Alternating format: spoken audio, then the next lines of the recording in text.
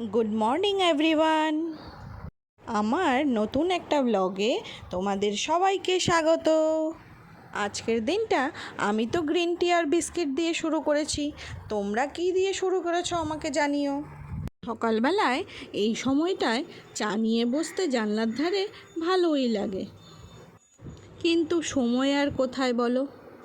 সংসারের কাজকর্ম, রান্না বান্না একা হাতে সামলে সময় আর পাওয়া যায় না। এটা আমি কিসের বড়া বানিয়েছি বলো তো বন্ধুরা। স্কুল থেকে এখনও আসেনি, আমার খুব খিদে পেয়েছে, তাই আমি বসে পড়লাম খেতে। দুপুরের লাঞ্চে আমি বানিয়েছি সাজনা চচ্চড়ি, যা এখন সবার ঘরে ঘরে সবার পাতে। আর বানিয়েছি পাবদা মাছের রসা, তার সাথে তিতা করলার কুমড় ভাজা।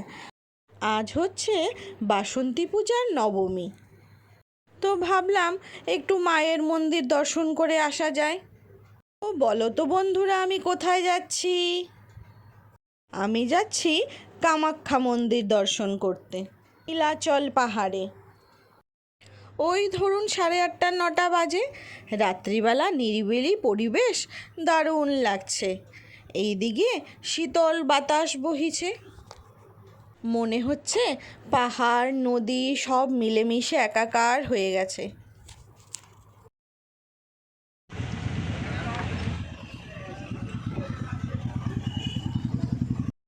তো আমরা চলে আসলাম মন্দিরে। রাত 9টা বাজে, মন্দির তো বন্ধ হয়ে গেছে। তো ওই বাইরে থেকেই প্রদীপ ধূপকাঠি জ্বালিয়ে একটু পুজো দিয়ে আসলাম।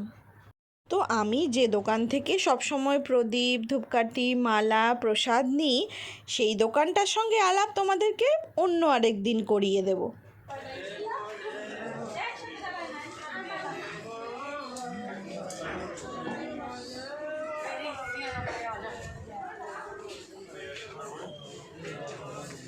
चप्पल पहन के कैसे कहाँ है कहाँ है यार मेरे को दिखाई नहीं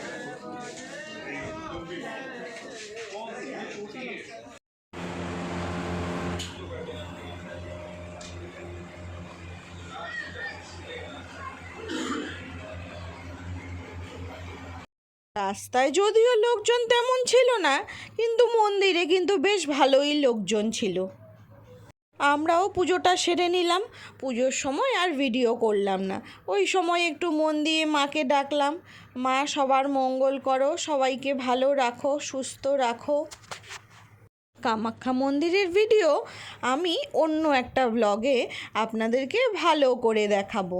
মন্দিরে কিভাবে আসতে হয়, কিভাবে পুজো দিতে হয়, কোথায় কি আছে খুঁটিনাটি যতটুকু পারবো তোমাদের সামনে তুলে ধরবো।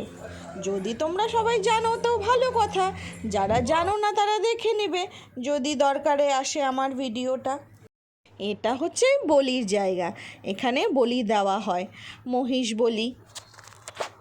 পুজো দিয়ে আমরাও একটু চারিদিকটা ঘুরে নিলাম।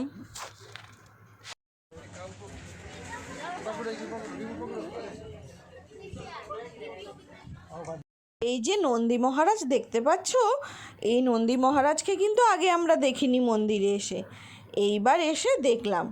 জানি না এটা কি প্রতিষ্ঠিত না ইয়ের জন্য বানিয়েছে।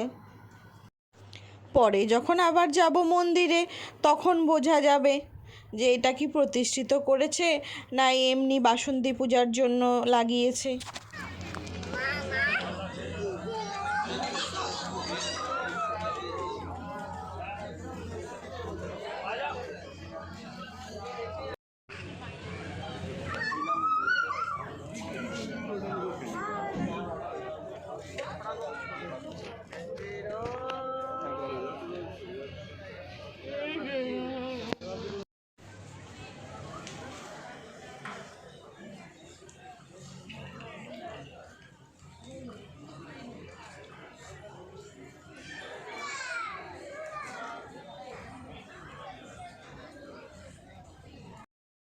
এই যে গণেশ মূর্তি দেখতে পাচ্ছ, এই গণেশ মূর্তিতে সবাই কয়েন লাগায়।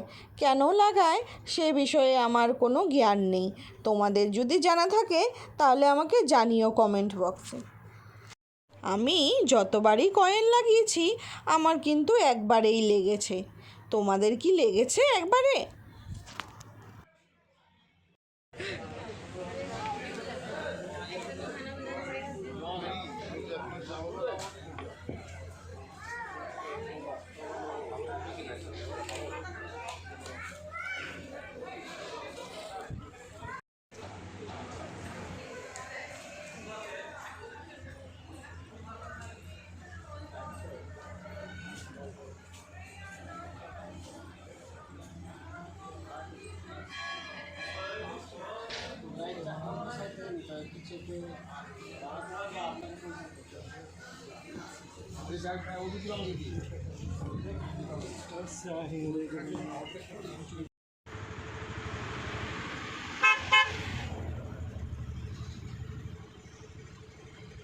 দারুণ ভিউ।